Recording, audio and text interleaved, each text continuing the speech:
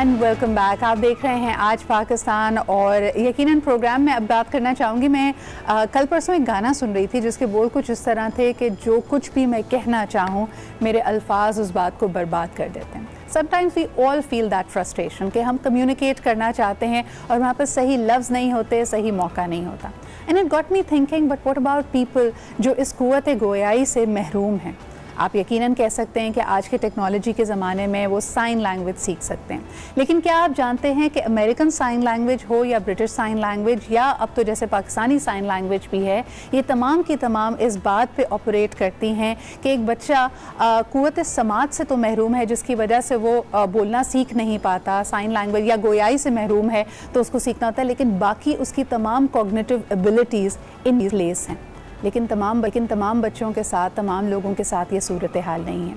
अगर आपकी special needs हैं, अगर आपकी जो डेवलपमेंट एंड लर्निंग है डिलेड है, जो कि सेवरल सिचुएशंस हो सकती हैं, या फिर आपकी फॉर्मेशन, जैसे इमेजिन कीजिए हम इन छोटी छोटी नेमतों के बारे में सोचते नहीं हैं कि साइन लैंग्वेज के लिए जिस तरह आप अपने हाथों का इस्तेमाल करते हैं, आपकी उंगलियों का पूरी तरह फॉर्म होना, आपकी कॉग्निटिव एबिलिटीज़ का होना कितना अहम है।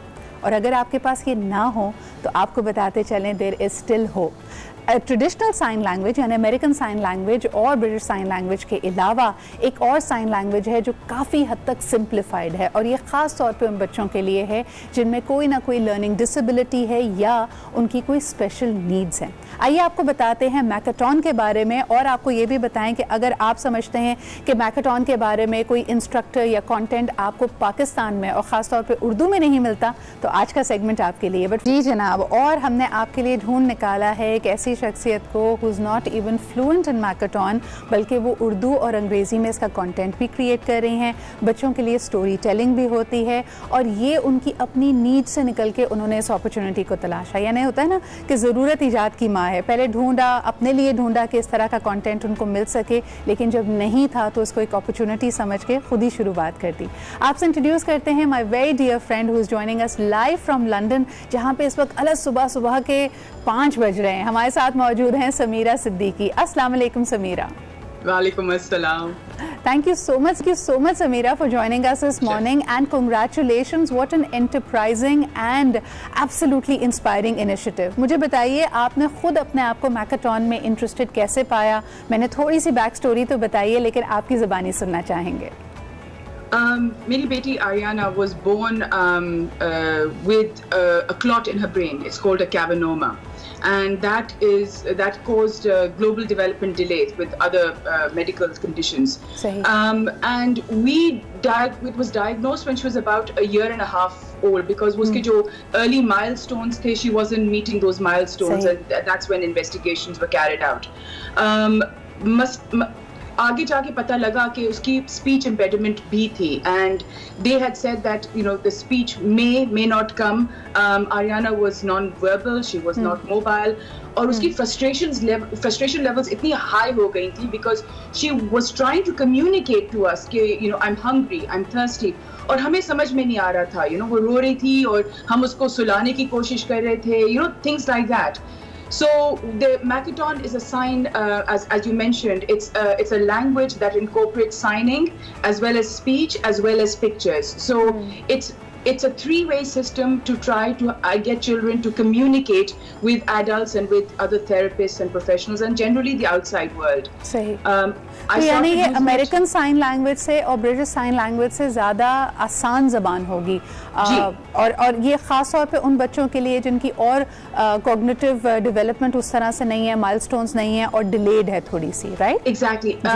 American sign language is meant for children जिनकी हियरिंग का मसला है, मगर उनकी दूसरी जो फिंगर डेक्सटेरिटी है, हैंड आई कोऑर्डिनेशन है, उसमें कोई मसला नहीं है। जो मैकाथॉन है वो है बच्चों के लिए जिनके मोबिलिटी की इश्यूज हैं। सो the sign languages are much smaller, more precise and not as nimble as American Sign Language or British Sign Language.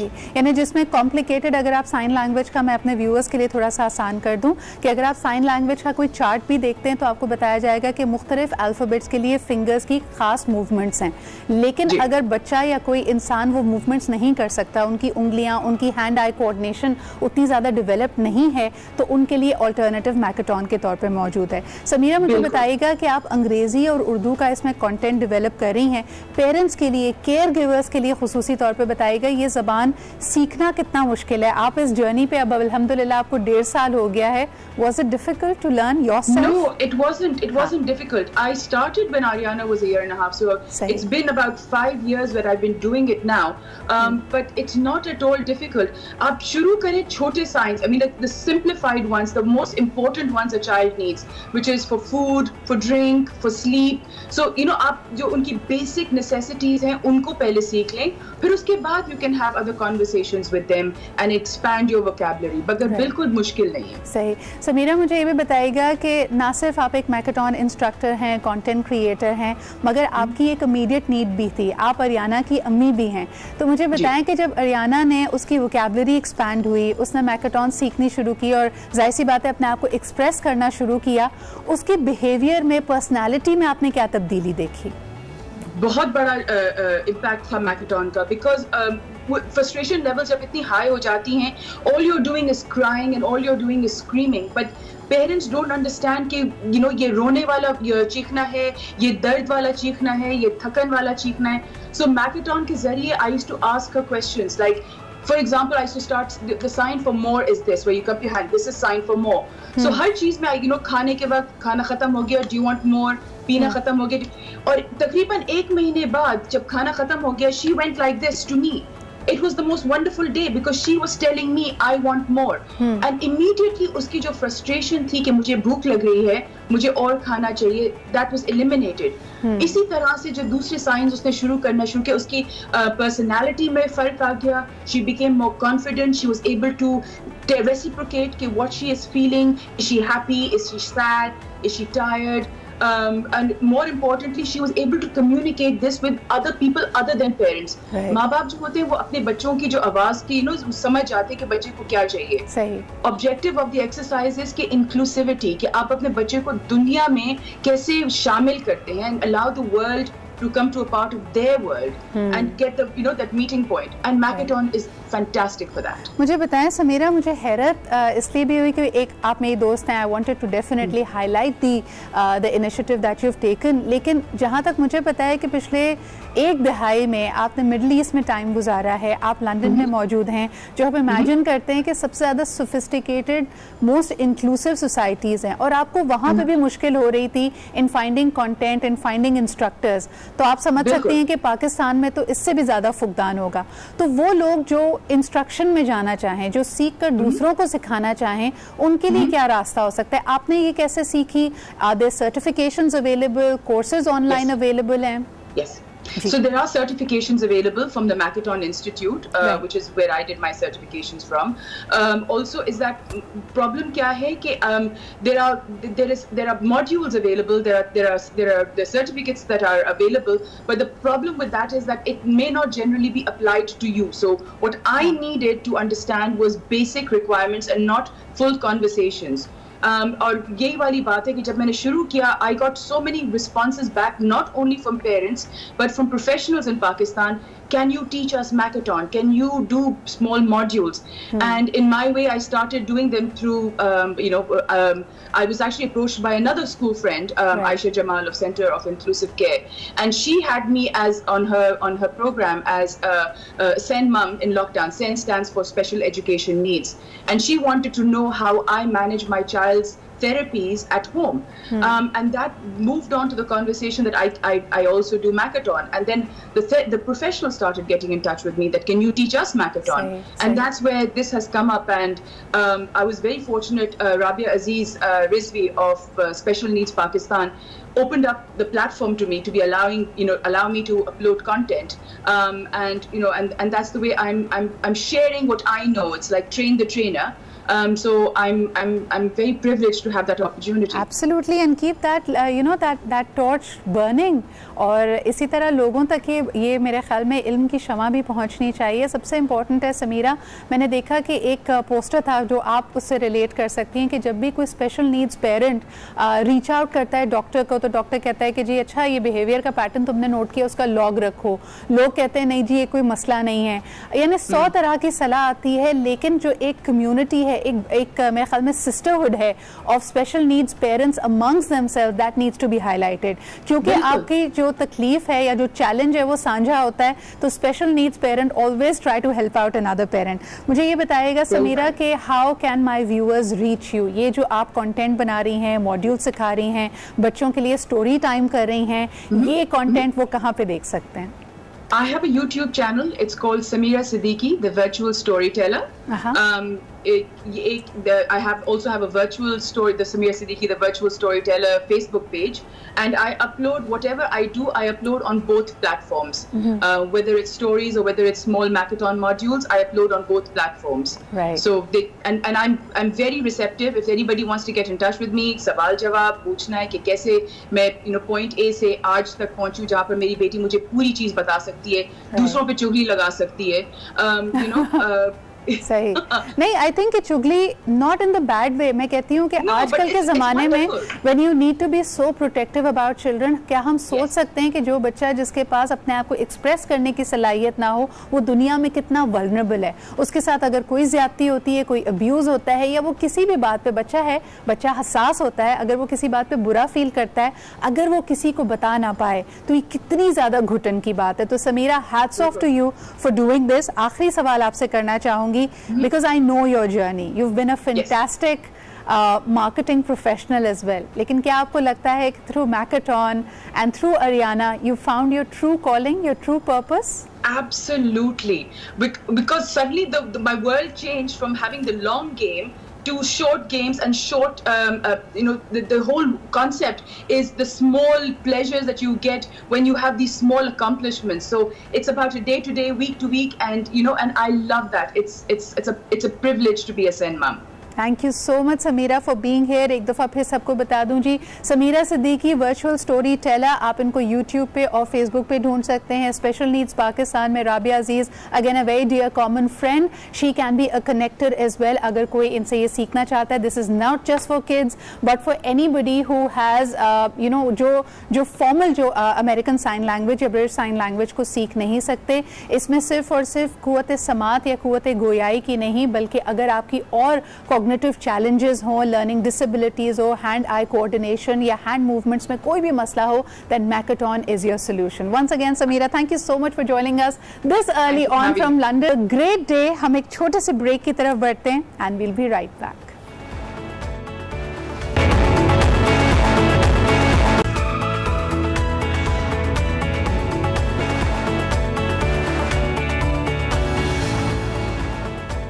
And welcome back after the break. जिस तरह के आप देख सकते हैं कि साल 2020 में अभी हम एक बुरी ख़बर से एक तरह से अपने आप को संभाल नहीं पाते कि कोई और कुदरती आफत या कोई और हादसा हमारे सामने आ जाता है। कल मैं इसी बारे में बात कर रही थी और जिस तरह हम देख सकते हैं कि मानसून स्पेल से रिलेटेड कराची में तो तैयारियां हुई और अभी भी ये बात ज़ेर बहस है कि कराची के कई इलाके वहाँ पे सफाई नहीं है, पानी खड़ा हुआ है। लेकिन क्या आप जानते हैं बलूचिस्तान में सूरत हाल बहुत ज़्यादा गंभीर है। बताते चलें आपको कि 33 में से 22 डिस्ट्रिक्ट इस वक्त फ्लैश फ्लडिंग का शिकार हैं। गवादर के बारे में कहा जा रहा था कि उसमें बहुत ज़्यादा यानी एक तरह से वो कट गया था और वहाँ तक एक्सेस मुमकिन नहीं थी। इसके अलावा बोलान, कच्छी, जलमक्सी का इलाका बहुत ज़्यादा मुतासर हुआ। अगर हम मुतासरीन की बात करें तो तकरीबन इस वक्त तक 9 अमवात रिपोर्ट हो चुकी हैं। 18 से 20 लोगों के ज़ख्मी होने की इतलात हैं। 300 से ज़्यादा जो गाँव हैं वो इसकी लपेट में आए हुए हैं। सबसे पहले इसके हवाले से आपको एक पैकेज, एक रिपोर्ट दिखाते हैं और उसके बाद हमारी गुफ्तगू होगी लियाकत शाहवानी साहब से जो कि स्पोक्स पर्सन हैं for the government of Balochistan. तकलीफ दे है, मुझे कुछ रेस्क्यू और रिलीफ ऑपरेशंस के बारे में बताइएगा जिसके इंतजामात बलूचिस्तान हुकूमत ने किए हैं।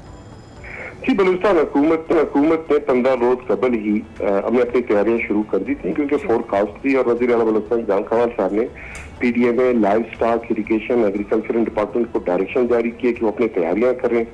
और इन डिपार्टमेंट्स की जो ऑफिशियल HR और मशीनरी है उसके साथ साथ जो कॉन्ट्रैक्टर्स हैं उनको भी मोबिलाइज किया गया। फिर PDMA में CM सेक्रेटरीट में हमने परसों से कॉल सेंटर भी कंट्रोल रूम भी हमने इस्टेब्लिश किए और दीगर L डिपार्टमेंट CNW वहाँ पे भी इस्टेब्लिश किए जा चुके हैं कंट्रोल रूम्स। और साथ ही जो हमारे डिविजनल हेडक्वार्टर्स हैं DCs के ऑफिस हैं वहाँ पे भी कंट्रोल रूम इस्टेब्लिश किए जा चुके हैं। और PDMA के लिए 33 करोड़ रुपए जो उनका अपना जो एलोकेटेड बजट है उसका 25% बनता है, ये भी रिलीज किया जा चुका है। डिप्टी कमिश्नर और कमिश्नर के डिस्पोजल पे भी पैसे रखे गए हैं, वो भी रिलीज किए जा चुके हैं। और PDMA काफी इन एरियाज में अभी भी टेंट है, सिलेंडर्स है, मेडिसिन, बेड्स और दीगर जो रिक्वायर्ड इक्विपमेंट है उन्होंने फराहम किए हैं। कुछ एरियाज में हमने फूड इमरजेंसी कैंप्स भी स्टैब्लिश किए हैं। लेकिन ये है कि आधा पाकिस्तान है जियोग्राफिकली बलूचिस्तान और दूर दराज एरियाज ऐसे हैं कि नॉर्मल हालत में भी एक्सेस करना आसान नहीं है। पॉपुलेशन बहुत ज़्यादा स्कैटर्ड है। मैं इनफैक्ट आपसे अगला सवाल यही करना चाहती थी कि मवासलाती निज़ाम क्योंकि दरम भरम हुआ हुआ है, हम अभी जिक्र कर रहे थे बहुत सारी सड़कों का, पुलों का, जिस तरह बीबी नानी पुल के बारे में कहा जा रहा है कि 2 जगह से वो मुतासर हुआ है, तो रसाई जो अफेक्टीज़ हैं उन तक मुमकिन हो पा रही है या उसके लिए हेलीकॉप्टर्स का इंतज़ाम किया जा रहा है, उस पर थोड़ी सी रोशनी डालिएगा। जी, हेलीकॉप्टर का इंतजाम तो हमने कल कर दिया था, लेकिन हेली ऑपरेट करना थोड़ा मुश्किल कल हो रहा था कि बारिशों में वो ऑपरेट नहीं कर सकती। आज जो है जहां जहां बारिशें थम गई हैं वहां पर हेली भी ऑपरेट करेगा, लेकिन कल हमने जो है बोट्स के जरिए लोगों को एक्सेस किया और 300 के करीब लोगों को हमने रेस्क्यू किए हैं। लोगों से राब्ते का हमने एक निज़ाम इस तरह बहाल रखा कि मीडिया, सोशल मीडिया पे जहाँ पे लोगों के साथ कोई सिग्नल का इशू नहीं था वो हमसे राब्ते में रहे। कंट्रोल रूम्स में लोग राब्ते करते रहे। सोशल मीडिया पे CM साहब, मैं, हमारी जो टीमें हैं PDMA हम नोटिस लेते रहे। जहाँ जहाँ लोग फंसे हुए थे उन तक हमने बोट्स के जरिए भी एक्सेस किए और हमारी चूंकि पूरी जो बलूचिस्तान गवर्नमेंट की मशीनरी हमने उसको मोबिलाइज किया था। तो अल्हम्दुलिल्लाह जो फोकस हमारा टॉप प्रायोरिटी हमने ये रखा कि किसी इंसानी जान को ज्यादा नुकसान ना हो और कहीं अगर लोग फंसे हुए हैं उनको रेस्क्यू किया जा सके। परसों रात सिर्फ 100 के करीब लोग जो है सियाज के घर से वो मूला चुट्टो फौजदार के एरिया में फंस गए थे, उनको रेस्क्यू किया गया। कल जलमक्सी में हमारे हिंदू बिरादरी के 8 फैमिलीज को पाक आर्मी के जवानों ने उनको रेस्क्यू किया। तो इससे रेस्क्यू का एक सवाल मैं करना चाह रही थी, ये जो रेस्क्यू किए गए लोग हैं, अफेक्टीज हैं, इनको जिन रिलीफ कैंप्स में रखा जा रहा है वहाँ पे अगेन बिकॉज हमारे पास एक कोरोना की भी सिचुएशन है, तो क्या उनकी आपस में डिस्टेंसिंग, कोरोना की एहतियाती तदाबीर, इनका भी ख्याल रखा जा रहा है या इस वक्त the focus is just to rescue and relieve them from the areas? अभी तो ये है कि लोगों को रेस्क्यू करने पे जो है हमारा फोकस है, लेकिन जहां मुमकिन हो पा रहा है जाहिर है हमारी कोशिश ये है कि SOPs का लोग ख्याल रखें, हमारी टीमें ख्याल रखें, क्योंकि संगामी सूरत में बड़ा मुश्किल है। वैसे भी जनवरी में जो है जो 30 साल रेनफॉल का रिकॉर्ड टूटा था उस वक्त एक इसी तरह की बुरानी कैफियत सामने आई थी। फिर फरवरी में कोरोना आ गया था, फिर अप्रैल मई में जो है बलूचिस्तान में लोकस्ट आ गई थी, अभी फिर ये एक बारिश का सिलसिला। तो ये 8 माह जो है हमने इसी में गुजार दिए और शायद यही वजह है कि जो हमारी PDMA का इदारा है, डिजास्टर मैनेजमेंट अथॉरिटी, वो इस क्राइसिस में कॉम्बैट करते करते काफी उसको हमने फाल किया है, अभी मशीनरी भी फराहम की है, उनका एक्सपीरियंस भी बहुत बड़ा है। यही वजह है कि इतने हैवी रेनफॉल में भी जहाँ 15 डिस्ट्रिक्ट के बहुत बहुत शुक्रिया लियाकत शाबानी साहब, आप बैटल हार्डन्ड हो जाते हैं डिपार्टमेंट्स भी जब इतनी सारी डिफरेंट सिचुएशन से गुजरते हैं, लेकिन अल्लाह ताला से हमारे तमाम जवानों से उम्मीद यही है कि जितना हो सके इन लोगों की मदद की जाए और इनको महफूज मकामात तक पहुँचाया जाए। बढ़ते हैं जी, एक ब्रेक की तरफ वापस आएंगे तो आपको बताएंगे कि पूरे है और आज उसका पहला दिन है, तो क्या तैयारियां हैं, दुकानदार, शहरी किस तरह बढ़ रहे हैं आगे अपनी रोजमर्रा के मामूलात की तरफ, इस पर बात करते हैं एक छोटे से ब्रेक के बाद।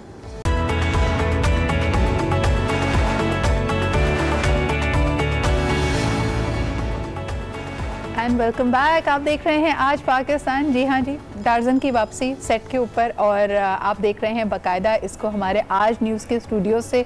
अमूमन आप इसको मेरे घर से देख रहे होते थे, लेकिन हमने कहा कि जब स्मार्ट लॉकडाउन लिफ्ट कर दिया गया है तो यहाँ आएँ। लेकिन ज़्यादा अहम ये है कि आप एहतियाती तदाबीर को ना छोड़ें। आपको ज़रा ताज़ा तरीन अपडेट करते हैं हमारे तमाम बड़े शहरों से। हमारे साथ हमारे रिपोर्टर्स, हमारे कॉलीग्स मौजूद हैं।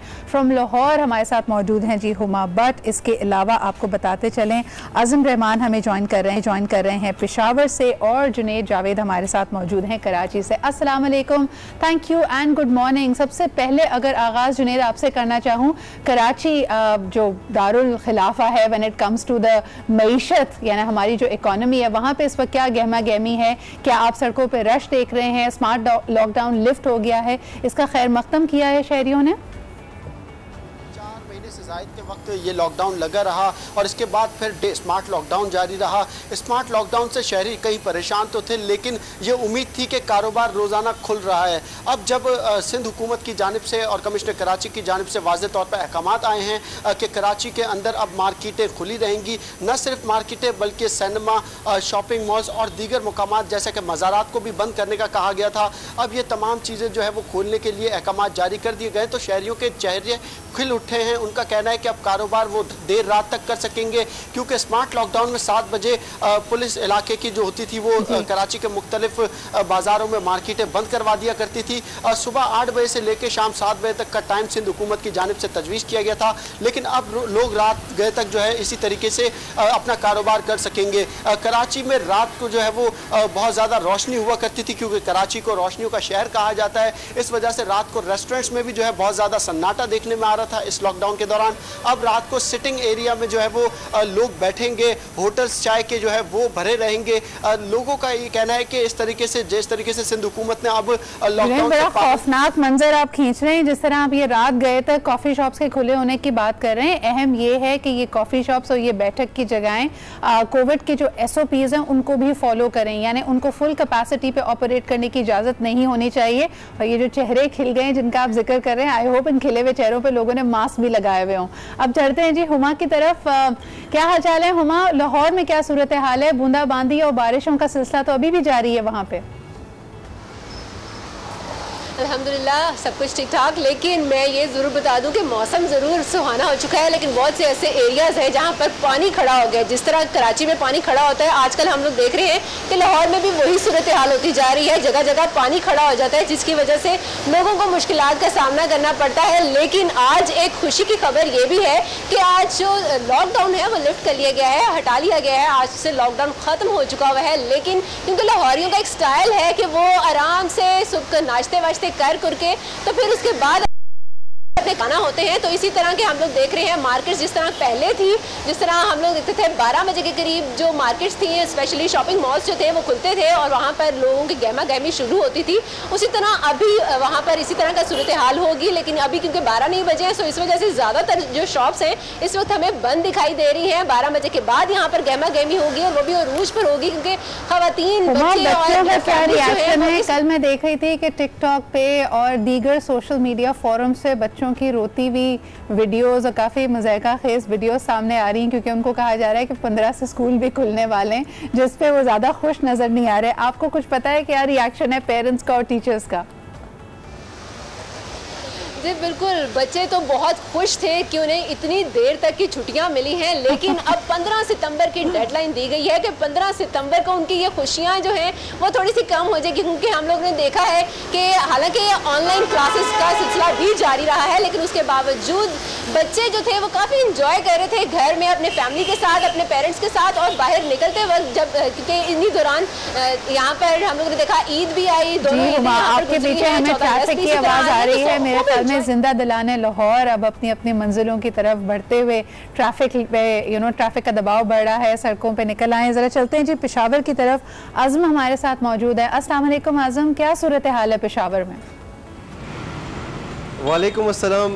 सिद्रा, पेशावर की सूरत हाल भी दूसरे जो शहर हैं हमारे उनके जैसी है। यहाँ पे भी जब से स्मार्ट लॉकडाउन जो है नाफिज था तो वही सिचुएशन थी कि मामूलाती ज़िंदगी जो है थम सी गई थी और शहरी परेशान थे, ख़ास तौर पर जो ताजिर वगैरह थे परेशान थे। लेकिन खैबर पख्तूनख्वा के हवाले से आपको सबसे जो बड़ी खबर ये है कि टूरिज़म स्पॉट जो है वो खुल गए। शहरियों ने ऐसे वहाँ का रुख किया है जैसे कि मतलब बस जेल से आज़ाद हो गए, और वहाँ पर हम बड़ी बड़ी कतारें देख रहे हैं।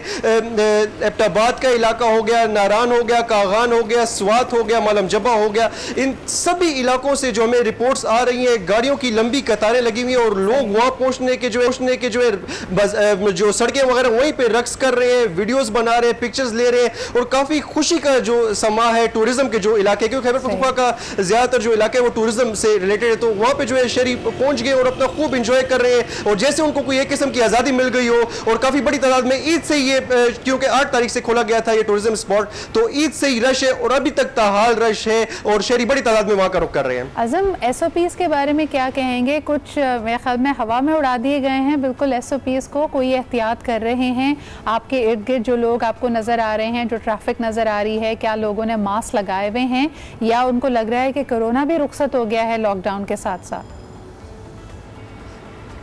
जी बिल्कुल, आज से ऑफिशियली हुकूमत ने, खैबर पख्तूनख्वा की जो हुकूमत है उन्होंने ये कहा है कि आज से ऑफिशियली मामूलाती ज़िंदगी बहाल हो जाएगा। एजुकेशनल इंस्टीट्यूशंस और मैरिज हॉल्स के अलावा तमाम तर जो दीगर इदारे वगैरह हैं वो खुल जाएंगे। साथ में ये भी कहा गया है उस सलामी में कि आपने सख्ती से SOPs पर अमल दरामद करना है, लेकिन हमें जो है SOPs पर अमल दरामद होते दिखाई नहीं देता। न पहले दिखाई दे रहा था जब कोरोना पीक पे था, अब तो वैसे भी कम हो गया, फिगर्स हमारे सामने कम है, तो अब तो वैसे भी शहरियों को परवाह नहीं है। हम जब उस टाइम पर रिपोर्टिंग कर रहे थे तो शहरी इसको संजीदा नहीं ले रहे थे, अब तो बिल्कुल ही नहीं ले रहे। बहुत बहुत शुक्रिया आज़म, होमा और जुनैद हमारे साथ मौजूद होने के लिए। मेरे ख्याल में आप लोगों के एक दफ़ा फिर हम ये कहना चाहेंगे कि इस लॉकडाउन को लिफ्ट करने की असल वजह लोगों की माशी ज़रूरियात थी, मुश्किलात थी, जिसके लिए मई का पहिया चलता रहे तो लॉकडाउन को लिफ्ट किया गया। लेकिन इसका हरगिज़ ये मतलब नहीं है कि कोरोना ख़त्म हो गया है, ये वबा ख़त्म हो गई है, इसका ख़तरा टल गया है।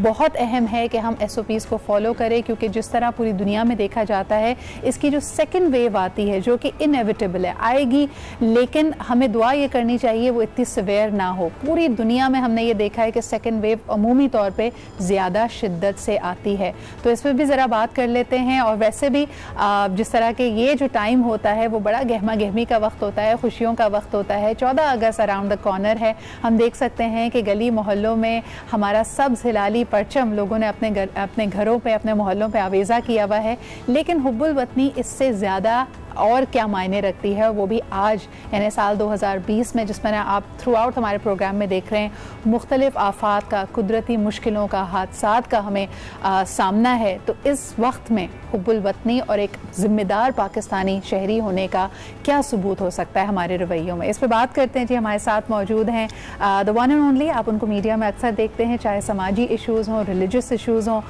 बहुत ही खूबसूरत तरीके से बयान करते हैं और ज़बरदस्त इंसाइट्स होती हैं। हमारे साथ मौजूद हैं जुनैद इकबाल। अस्सलाम वालेकुम जुनैद। वालेकुम अस्सलाम। क्या हाल चाल है आपके? मेरे हाल बहुत अच्छे हैं, आप बताइए। माशाल्लाह। मुझे बताएं, ये जिस तरह अवाम निकली है, मुझे तो सुन के और देख कर घबराहट हो रही है, आप क्या कहेंगे? आपको घबराहट हो रही है, मुझे घबराहट से ज़्यादा महसूस हो रही है। बात यह है कि एक तो हमारे यहाँ अमूमन रवैया ये रहा लोगों का कि आपने देखा होगा अक्सर बेशतर लोग ऐनुल यकीन की मनाजिल से भी आगे की कोई बात कर रहे थे कि वो हम देखें खुदा ना खास्ता तो फिर हम उस पर यकीन लाएंगे। मुझे लगता है कि हमें सबसे पहले जो है ना वो इस बात का थोड़ा सा इदराक कर लेना चाहिए कि दुनिया के ताकतवर तरीन ममालिक और तरक्की याफ्ता ममालिक कि जिनको अपनी तरक्की पर बड़ा नाज था, जो साइंस और टेक्नोलॉजी पे बड़ा अबूर रखते थे और रखते हैं, वो एक ना नज़र आने वाले वायरस के आगे मुकम्मल तौर पे ढेर हो चुके। और देखें आपके बेशतर ममालिक में अब जो है सेकंड वेव का सिलसिला भी जो है शुरू हो चुका है। इंडिया में देखें इस वक्त क्या सूरत हाल है, वो किसी तरह काबू नहीं आ रहा ना। अमेरिका में आप देख लें क्या सूरत हाल है, ईरान में अभी जो सेकंड वेव का सिलसिला। यहाँ पे ये कहना भी जरूरी है जुनैद भाई कि जितने अरसे स्मार्ट लॉकडाउन लगाया, सिर्फ लॉकडाउन का मकसद ये नहीं था कि लोग घरों में रहें। आप देखें अमेरिका में, यूके में, कनाडा में उन्होंने सख्त तरीन अहकामात अब जारी किए हैं कि जिन दफातर ने खुलना भी है उनके ऊपर SOPs लागू हैं। मिसाल के तौर पे यूके में कहा गया कि सेंट्रलाइज्ड हीटिंग और एयर कंडीशनिंग पे पाबंदी है। क्यों? क्योंकि अगर सारे लोग साथ बैठेंगे, वही हवा सर्कुलेट कर रही है, तो it's a breeding ground for corona. On the other hand हमने इस तरह की कोई रद्दोबदल नहीं की है। इनफैक्ट के जो बेसिक SOPs थी कि लोग मास्क लगा के निकले, हम तो वो भी फॉलो नहीं कर रहे हैं। देखें, एक तो SOPs पे हमने अमल नहीं किया। मुझे ऐसा लगता है कि जैसे SOPs से लोगों ने मुराद जो है किसी दुश्मन का नाम रखा हुआ था कि ये दुश्मन है जिस पे हम अमल करेंगे तो हो सकता है कि शायद हमारे अंदर जो कि प्रॉब्लम पैदा हो जाए। ऐसा नहीं है, ये हमारी सेफ्टी के लिए, हमारी सिक्योरिटी के लिए था और है। लेकिन एक बात जो मुझे समझ नहीं आती, और मैं कल से परसों से देख रहा हूँ स्टेटमेंट्स मुख्तलिफ किस्म की आ रही हैं कि जी हम कोरोना से जीत गए, हमने कोरोना को हरा दिया। खुदा का वास्ता, इस तरह के बड़े बड़े जुमले और बड़े बड़े दावे हमें नहीं करने चाहिए। मैं बहुत अदब के साथ ये बात अर्ज कर रहा हूँ। जिस न नज़र आने वाले वायरस ने एक सूरत हाल ये पैदा कर दी थी कि लोग गिड़गिड़ाने लगे थे अल्लाह की बारगाह में, 10 बजे अज़ानें हो रही हैं। जनाब जनाब जनाब जनाब, वो वक्त था ना, देखा था हमने। और वो यानी हमारा रवैया एक्चुअल बनी इसराइल की तरह हो गया कि हम इतने जो है वो पीक पे पहुंच जाते हैं और उसके बाद जैसे ही अल्लाह की तरफ से एक शटअप कॉल आती है, कुदरत की तरफ से एक थप्पड़ पड़ता है, फौरन जो है वो जैसे वो मूसा अलैहिस्सलाम की बारगाह में चले जाते थे ना, हम अल्लाह की बारगाह में गिर जाते हैं फौरन। फिर उसके बाद जैसे ही हम खड़े होते हैं दोबारा खड़े होकर जो करना शुरू हो जाते हैं। हमें ये नहीं कहना चाहिए कि जी हमने कोरोना को हरा दी, नहीं, अल्लाह का फजल था, वरना कंपैरेटिवली तो हमारे पास कुछ है नहीं साहब। और ना हमने कोई समझदारी की, ना हॉस्पिटल्स हैं, ना इंफ्रास्ट्रक्चर है, ना मेडिकल फैसिलिटीज उस तरह की हैं, ना एक जिम्मेदार कौम बनकर हमने उस तरह से ट्रीट किया जिस तरह से हमें ट्रीट करना चाहिए। ये सिर्फ और सिर्फ मेरे रब का फजल था, फजल है, करम था और करम है कि इतनी बड़ी उफ्ताद जो है, जो इस वक्त इंडिया के ऊपर छाई हुई है, जो अमेरिका पे छाई हुई है, जो मुख्तलिफ ममालिक में छाई हुई है, जिनको अपनी तरक्की पर बड़ा नाज है, वो ढेर हो चुके हैं मुकम्मल तौर पे। और अल्लाह ताला ने अगर यहाँ से खत्म कर दिया तो हमें चाहिए कि हम नाजा ना हो, अल्लाह के आगे सजदा शुक्र अदा करें। थोड़ी सी करेक्शन जुनैद भाई, खत्म अभी भी नहीं हुई है। और मुझे तो तकलीफ इस बात की है कि मैं बहुत सारे हमारे सेलिब्रिटीज, टेलीविजन पर्सनालिटीज को देख रहा हूँ जो यकीनन अपने छोटे छोटे उन्होंने ग्रुप्स बनाए हुए हैं, चाहे वो बेशक उनकी फैमिली का हिस्सा हो, कॉलीग्स हो, उनके साथ जो गेट टुगेदर्स हुई, उनको ब्लॉगर्स ने, सोशल मीडिया ने इस कदर शेयर किया, जश्न मनाया गया। देखिए जी, पहले ही आपकी ज़िंदगियों से जो हमारी नौजवान नस्ल है वो बहुत मरूब रहती है कि आपका लाइफस्टाइल क्या है, आप घूम रहे हैं, आप फिर रहे हैं, आपके पास बेहतरीन चीज़ें हैं। थोड़ी सी जिम्मेदारी का सबूत दीजिए। आपकी देखा देखी अगर लोगों ने भी इसी तरह गेट टुगेदर्स करनी शुरू कर दी तो फिर खुदा न खास्ता हमारे लिए ज़्यादा शदीद हो सकती है सेकंड वेव। एक छोटा सा ब्रेक लेते हैं, वापस आएंगे, जुनैद भाई से ज़रा और भी बातें करेंगे कि हुब्बुल वतनी की जहाँ हम बात कर रहे हैं, हम इंसानों के तकद्दुस के साथ साथ पौधों, चरिंद परिंद किसी का ख्याल नहीं रख रहे, तो क्या हम अपने आप को किसी भी तरह से एक प्राउड पाकिस्तानी कह सकते हैं? इस पर बात करते हैं जी एक छोटे से ब्रेक के बाद।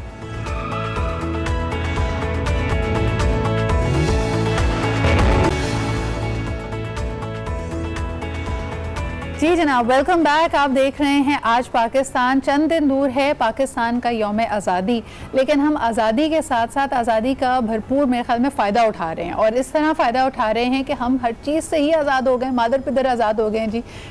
चरिंद परिंद पौधे, कोई भी हमारी हैवानियत से बचा हुआ नहीं है। प्रोग्राम की शुरुआत में जो मनाजर आपको दिखाए थे, ज़रा एक दफ़ा फिर मैं अपनी टीम से रिक्वेस्ट करूँगी कि आपको बी रोल में वो दिखाएँ कि किस तरह एक शजरकारी के मुहिम का हम तहस नहस करते हैं।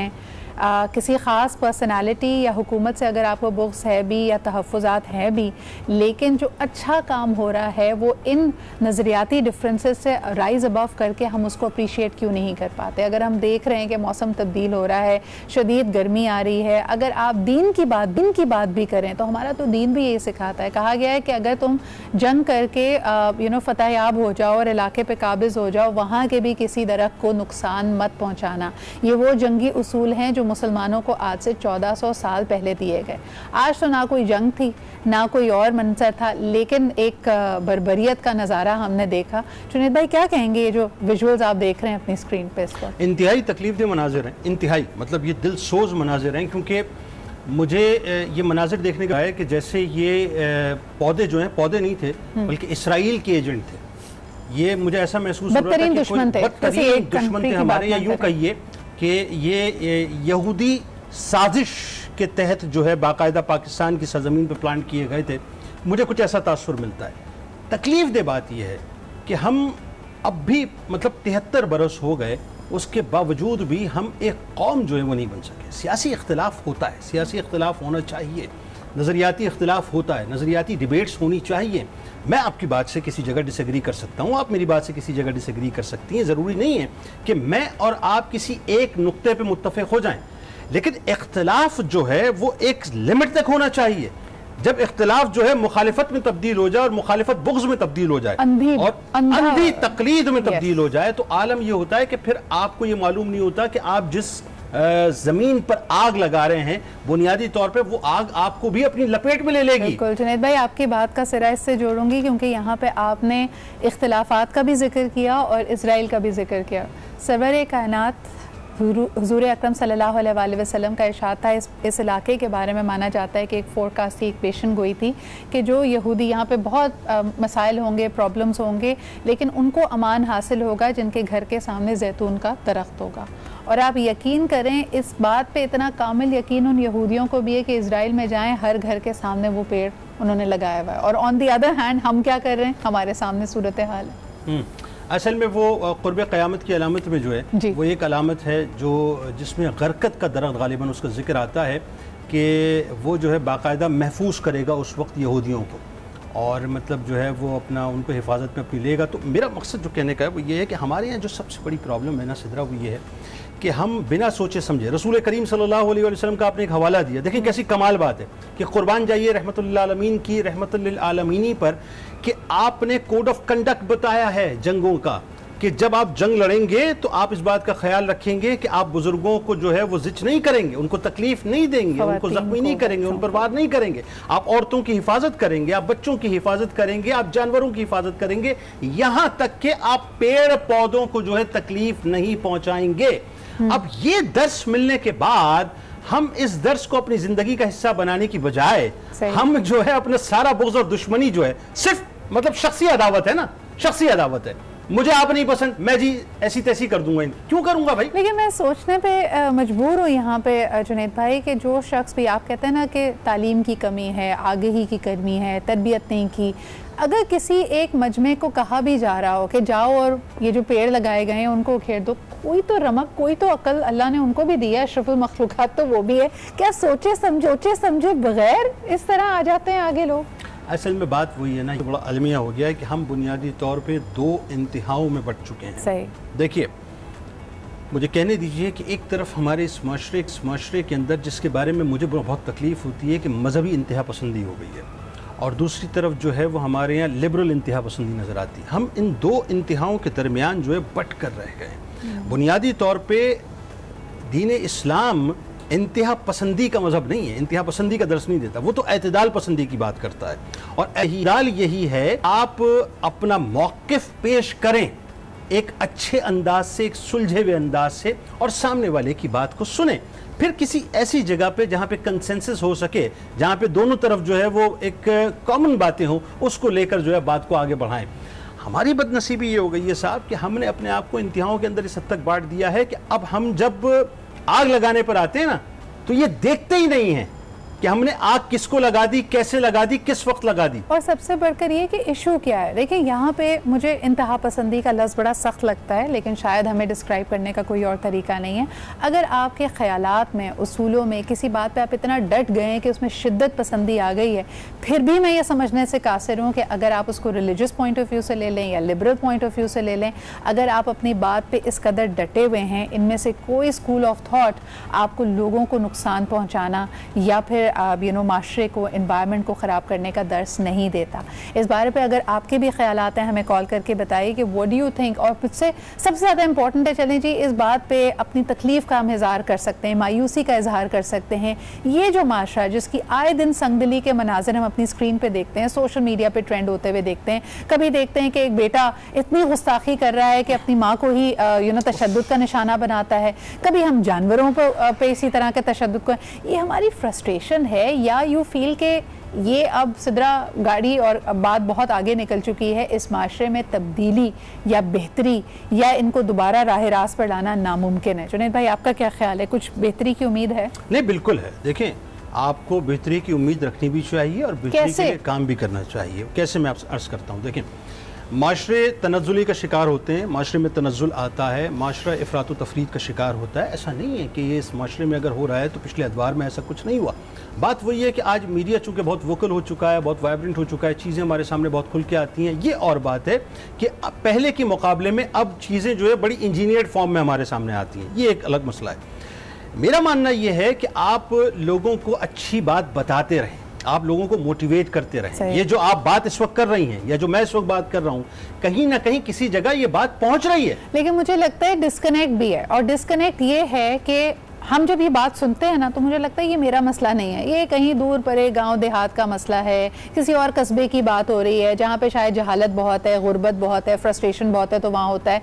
हम इस बात को समझने से कासिर हैं कि हमारे ही गली मोहल्ले, हो सकता है पड़ोस के घर में ऐसा कोई शख्स बैठा हो जो इसी तरह की सोच रखता हो। एक कॉलर हमारे साथ हैं, ज़रा उनसे भी बात कर लेते हैं। हेलो, अस्सलाम वालेकुम। वालेकुम सलाम, मैं इम्तियाज़ बात कर रहा हूँ कराची से। जी इम्तियाज़ साहब, क्या कहेंगे? सबसे पहले तो एडवांस में यौम आज़ादी मुबारक हो। बहैसियत इंसान कौम हम है तो पाकिस्तानी ना, और हमारे आबा अजदाद ने पाकिस्तान को बड़ी मेहनत से बनाया। किसी ने तशरी मरक के ये नहीं दे दिया कि लो भाई ये आपका मुल्क है, आप ये ले लो। मेरे आबा अजदाद में बहुत कुर्बानियाँ दी गई, उसकी तफसील बताऊंगा तो सुबह से शाम हो जाएगी। बस कहने की जो मैडम बात ये है ना, और हमारे ये दोस्त आए, इनको अदब से सलाम, मैं उनकी बड़ी रिस्पेक्ट करता हूँ, ये बहुत अच्छे इंसान है, दुआ में याद रखा करें मुझे भी। बात दरअसल ये कुछ नाकाबिल अंदेश लोगों ने मामलात को खराब से खराब कर दी, वरना हमारा मुल्क ऐसा था नहीं, हमारे मुल्क के हालात ऐसे थे नहीं।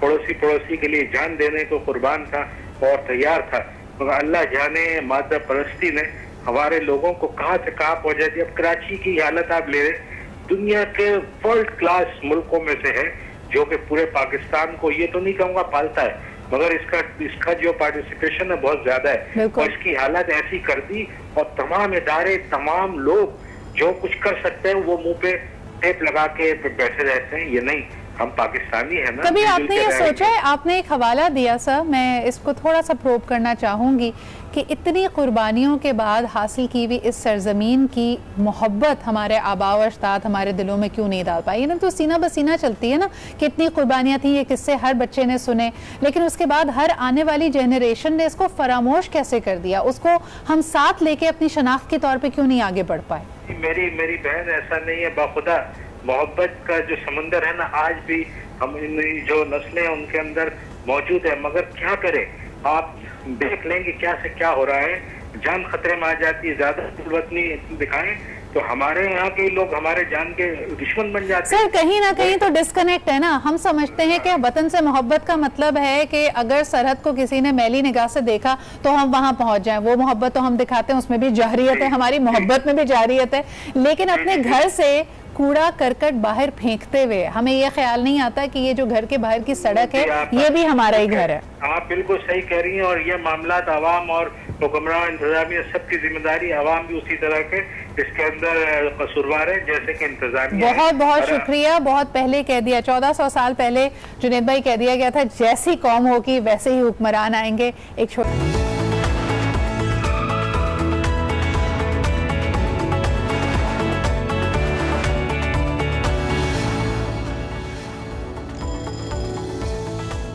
Welcome back after the break. अच्छा जी, सूरत हाल हमारे सामने जिस तरह, अगर आप पेसिमिस्टिक होना चाहें तो आपको बहुत सारी खबरें ऐसी मिलेंगी, there is a lot that needs to be improved, और हमें अपने गिरेबान में झांकना पड़ेगा, अपने आप को बेहतर बनाना पड़ेगा। लेकिन क्योंकि चंद रोज़ दूर है इंडिपेंडेंस डे, तो ज़रा हमें बताइए कि आप लोगों की क्या तैयारियाँ हैं? क्या इस वक्त इतना ज़्यादा जहनी दबाव है? कोरोना के बारे में सोचते रहें, कुदरती आफात के बारे में, बारिशों के बारे में, फ्लैश फ्लड्स के बारे में, कि क्या कोई तैयारी की भी है आप लोगों ने या नहीं? अगर अभी तक आपने पाकिस्तान का झंडा आवेज़ा नहीं किया, नाउ इज़ योर कॉल, ये हफ्ता आपके पास है, फौरी कीजिए। और जगह जगह हम जो देख रहे हैं कि स्टॉल्स बैजेस के, झंडों के जो लग चुके हैं, आई थिंक कि चाहे जैसे भी हालात हों, जो हमारी एक मोहब्बत है अपने वतन के लिए, उसके लिए यकीनन छोटे हों, बड़े हों, बच्चे हों, बुजुर्ग हों, वो आगे लपक कर ये बैज ज़रूर लेंगे। लेकिन बात जो यहाँ पे की जा रही है कि आपकी जिम्मेदारी और आपकी इस मोहब्बत के इजहार का तरीका सिर्फ और सिर्फ ये सब्ज़ हिलाली परचम को आवेज़ जायज़ा करना नहीं है, बल्कि इससे ज़्यादा आपकी इस मुमलिकत की आपसे तवक्कुआत हैं। क्या कहेंगे जुनैद भाई कि यूथ को अगर देखा जाए, लोग अक्सर ये भी बात कर रहे थे कि अभी आप देखें सारे रेस्टोरेंट्स खुल गए, सिनेमास खुल गए, लेकिन स्कूल्स और कॉलेजेस पे अभी भी सवालिया निशान है। तो ये एक बहुत बड़ा खला है। इस वक्त 6 महीने गुजर चुके हैं, बच्चों की पढ़ाई रुकी पड़ी है। आपका क्या इसके बारे में ख्याल है? देखिए, ये ज़ाहिर तकलीफ दे मरहला तो है, और सिर्फ हमारे लिए नहीं है, पूरी दुनिया की, इसमें कोई दूसरी राय नहीं है। और ऑनलाइन क्लासेस हो रही हैं, जिस तरह से भी हो रही हैं, लेकिन वो हो रही हैं। मेरा मानना ये है कि वंस हमें जो है वो इस मामले को किसी नहज पे पहुंचाकर जो है जज्बाती फैसला कोई नहीं करना चाहिए, इसलिए कि ये जानों का मसला है। एक बच्चा जो है क्लासरूम के अंदर खुदा ना खास्ता अगर अफेक्टेड हो जाता है तो वो तो पूरा स्कूल, और फिर स्कूल से बात आगे घर, और पता नहीं बात कहाँ तक जाएगी। तो हमें बड़ी एहतियात इसमें करने की ज़रूरत है। हर जान बड़ी कीमती है। लेकिन जो इससे पहले जो आप बात कर रही थी ना, वो मेरे लिए बड़ी अहम तरीन बात है। मैं ज़रा उस पर थोड़ा सा कलाम करना चाहता हूँ। देखिए, एक सवाल आपने किया था जाते हुए, आपने कहा था कि ये जो पेट्रियाटिज़म है, ये जो हुब्बुल वतनी है, क्या हमने उस तरह से पहुँचाई कि नहीं पहुँचाई? मैं ये समझता हूँ कि हमने उस तरह से पहुँचाई नहीं, जिस तरह से हमें पहुँचानी चाहिए थी। आपको याद होगा मुताला पाकिस्तान, या जिसे पाकिस्तान स्टडीज़ कहते हैं, हम अपने ज़माने में जब पढ़ते थे, उस ज़माने में चंद एक पैराग्राफ्स होते थे, उसके अलावा हमें कुछ नज़र ही नहीं आता था। और आज भी सूरत हाल यही है कि आज़ादी, जिस अंदाज से आज़ादी को हमें बच्चों को पढ़ाना चाहिए था, हमने उस अंदाज से आज़ादी बच्चों को पढ़ाई नहीं है। जिस अंदाज से कुर्बानियाँ हमें बच्चों को पढ़ाना चाहिए थी, हमने उस अंदाज से कुर्बानियाँ पढ़ाई नहीं है। जिस अंदाज से हमें हिजरतें बच्चों को पढ़ाना चाहिए थी, उस अंदाज से हमने हिजरतें पढ़ाई नहीं है बच्चों को। हमने ये बताया नहीं है साहब कि प्री पार्टीशन और पोस्ट पार्टीशन के मामलात क्या थे। एक जुमला रवा रवी में हम कह देते हैं कि 22 लाख जानों के नजराने पेश किए गए थे। उन 22 लाख जानों के नजराने पेश करते वक्त क्या कुछ हुआ था, हमने तो वो लोगों को बताया नहीं। 22 लाख दास्ताने हैं और हर शख्स का एक अपना कंट्रीब्यूशन है। इस पर जरा बात करेंगे। कॉलर भी हमारे साथ हैं, उनकी बात सुन लेते हैं। हेलो, अस्सलाम वालेकुम। वालेकुम सलाम। सिद्रा कैसी हैं? याहिया बात कर रहा हूँ। मैं बिल्कुल ठीक ठाक। याहिया, आप कैसे हैं? अल्हम्दुलिल्लाह, बड़े दिन बाद बात हो रही है। और जुनैद भाई के लिए तो हमेशा मैं एक लफ्ज कहता हूँ कि शोला से लपक जाए आवाज तो देखो। और कराची के लिए और अपने मजहब के लिए जो बोलते हैं, बड़े दिल से बात करते हैं, और हम अप्रिशिएट करते हैं इस बात के लिए।